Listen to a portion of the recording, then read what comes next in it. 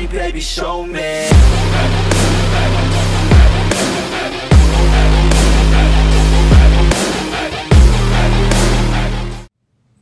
What is up, everyone? Welcome back to the channel. Hope everyone's having an awesome day. So today's video, I'm going to be kind of doing a review on my new seats that I picked up. So you guys remember I uploaded the video about 2 weeks ago of installing my carbon trim bucket seats off of eBay.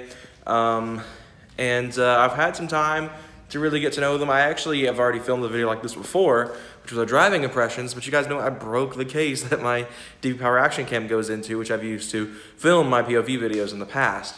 So for once in Georgia, it's actually not intolerably hot.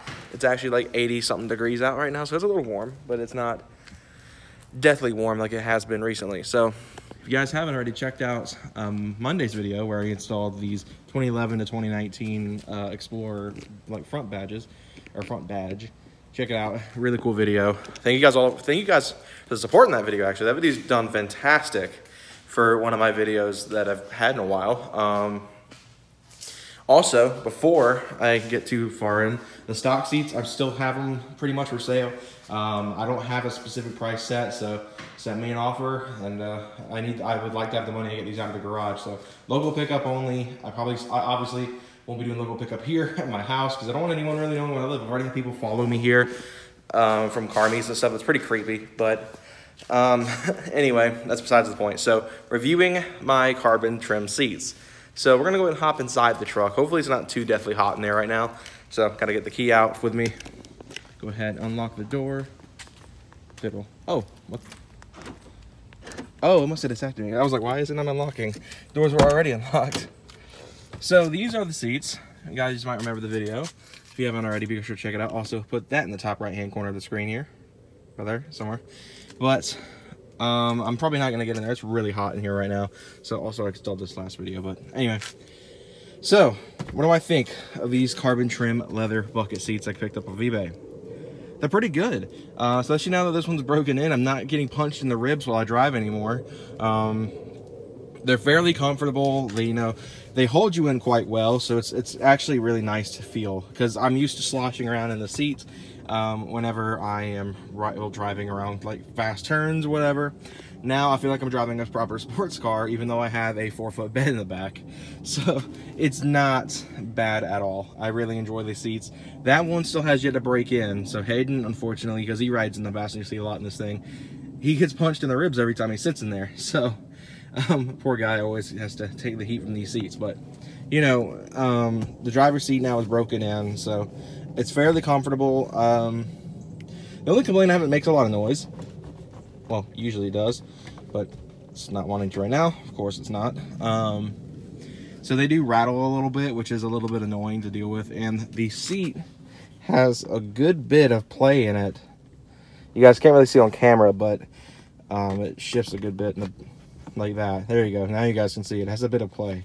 I don't know if that's like a manufacturing error or it's just how these seats were designed, but it does have that slight play to it. It may just not be bolted down tight, but I honestly don't know.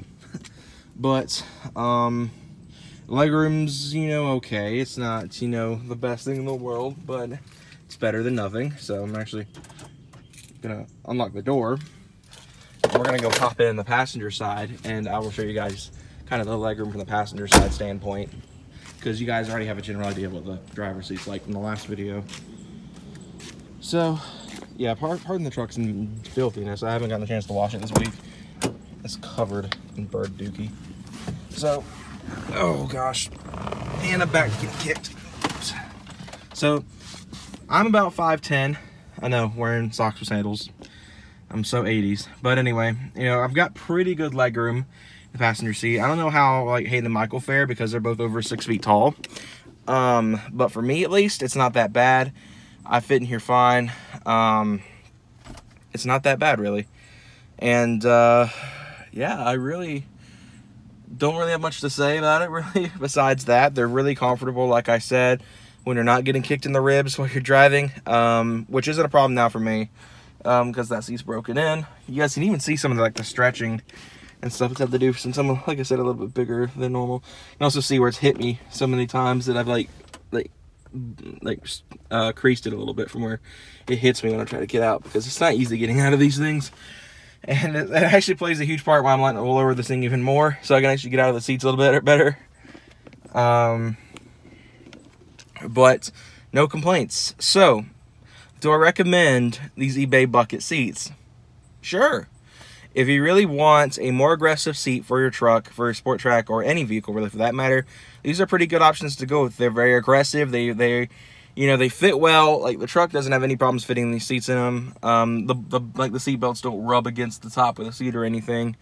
For my driving position, if you are a taller dude and you want more like leg room, because this is as far back as these seats go, so there's not a lot of room to play with when it comes to, like, you know, room, like forward and backward seat adjustments. So you will need extenders. But besides that, really, they function well. They do the job quite well, and they're quite comfortable while they do it. So, yeah, so that's pretty much that. So since this video is kind of short, I do want to talk about just a general kind of update on, well, what I've got going on with the truck. So pretty much, a lot of you guys have noticed, I've been home a lot the last couple of weeks. I haven't really talked about the dorm. I haven't been to the dorm. So I guess it's time I kind of be a little bit less transparent with you, a little bit more transparent with you guys. So about a week ago, as a lot of you guys know, I have some mental health stuff going on.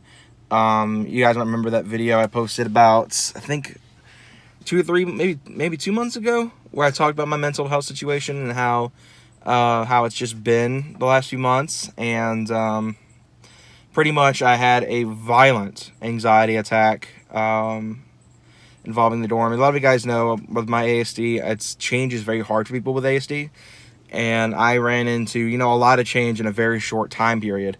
You know, moving out of my parents' home somewhere about an hour away that I don't know anyone there. I don't have any friends at that school. The only friends I really have that I still hang out with on a consistent basis is Hayden and Michael, and neither of them, you know, have any drive to go to college. Michael definitely doesn't. Hayden did for a minute, but didn't wind up going to school. And so I don't have any friends that went there, so I couldn't bunk up with one of my friends in the dorm. They did assign me a roommate, which also spiked the anxiety up pretty bad. It wasn't really the end of the world, but it definitely played a part in the anxiety issues I had. And so we made the decision to transfer to online classes. So I'm still going to school, but I'm saving a lot of money doing this. I think I went from owing money to getting money back, and getting quite a nice sum of money back, since my scholarship and all that stuff was, you know, taken up by tuition, room and board, all that junk. Tuition's not that much more expensive than where I was going, so thankfully it's not the worst thing in the world. But yeah, so anyway, I transferred back home to online only. So it's saving also. Like, one of my other problems was wear and tear, which is why I didn't keep the face-to-face classes and just leave the dorm. Because this truck has 235,288 miles on it. The engine, while not unhealthy, is old and, you know, has a ton of miles on it. And, you know, other components, you know, the suspension, the diff, all that stuff is just very old in this truck. And I want to kind of keep wear and tear down so I can keep it running as long as I can. It's why I haven't done anything like performance-wise to the actual engine. I haven't opened the engine up yet. I haven't, you know, thrown the supercharger on it yet that I want to do. And why I haven't done the limited slip swap yet. It's all due to age, and I do want to take care of it eventually, which is what I'm getting onto now. So due to that transfer back to online, I'm actually getting a much more substantial refund from my scholarships I had versus the fact that I was pretty much going to be owing a few $100 with everything included from the room and board and all that junk. It was going to cost about $7,000 for the year to live in that dorm room, which I wasn't about. From a financial standpoint, at least, I wasn't about spending that much money on it. So we're pretty much, the refund I'll be getting should be able to cover, you know, some pretty nice stuff on this truck, which is probably what I'm going to be focusing it on. I want to look at replacing the engine first. That's the primary target, is I want that motor replaced. A lot of you guys know I have a new transmission already. I have a brand new 5R55E in this truck. So I'm not really worried about the transmission right now. I'm more worried about that 4.0 in there.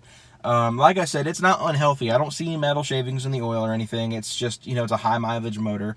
The timing cassettes were never done when I got the truck, so I get anxious about the timing chains going out sooner than later, and I'd rather not have to deal with that, so I'm planning on replacing the motor.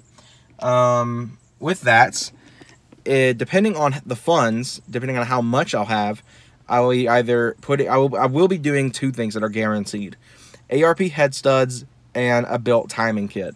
I really want to focus on the timing kit because it's such a big problem on 4.0s, and it's very expensive to replace. Most people that blow their timing kits out, they just replace the entire engine because it costs about the same. So I'd rather, you know, stop it all from happening and have a pretty boost prepped motor, or engine, because I know some people get offended when you call it a motor, that will be able to handle anything I throw at it while not going over the top. Originally, I had planned to build this monster of an engine, you know, with ported heads, cams, all that stuff. Cams are pretty much out of the question right now because I only want to focus on getting it tuned once, and I really don't know how much cams would help in this situation. For most Ford engines, they don't respond to cams very well. Coyotes don't respond to cams the same way. It's pretty much, you know, it's not like the LSs. You throw a cam in an LS and it's just like makes gobs more power. For the Ford motors, they often don't take anything from cams. It's pretty much, it's just for the chop. And, you know, it would cost me about $2,000 to cam it on this head setup, on the stock heads. I'm not willing to spend that money just to get a little bit of extra chop to it and very little performance gains. So I'm probably going to stick with the stock configuration. So, you know, stock heads, stock block, you know, if I can swing forged pistons, I'll do that because these trucks do come with forged rods out of the factory. But that's all, you know, it's all speculative. I'll have to see when the funds arrive what I can and can't afford. I may only be able to afford to put a brand new stock motor in it with the head studs and the timing kit, which is fine. But theoretically, I'd love to be able to throw upgrades in the internals so it can handle a bit extra power. With that, that means in January when I get another refund, because right now we're gonna have to eat a $1,500 penalty for canceling the housing contract. So January will come around, I'll be getting substantially more back. So expect wrap, possibly a supercharger, and if I have enough, built 5R for the truck. We'll be ready to run strong. I probably won't put the built 5R in until, you know, this one dies, but I honestly don't think it'll hold up too long after we put the blower on the truck. But I'll talk more about that in the future. This is all speculative, so do not take this as I am definitely doing this. I'm not going to hype this up. I'm not going to talk about it more than this. This is all speculative, but that's kind of what I'm hoping for. As long as things go to plan, which they usually don't, but as long as things go to plan, expect a supercharged engine in this truck by the beginning of next year. Or well, after the beginning of next year. You know, a new engine by the end of this year and a supercharged one by the end of next year. By the mid next year, I guess. But anyway, that's it for this video. It's all speculative. I just wanted to talk about it and be more transparent about why I'm not at the dorm anymore. So thank you all so much again for watching the video. If you did enjoy it, be sure to like and subscribe for more content coming soon. Hayden should be having the S2000 back up and running, hopefully in the next week or two. So we'll be sure to do a video of that as well, because everyone loves that car. I love that car. He loves that car. It's great to make videos on. Thank you guys again. Hope you have a fantastic day.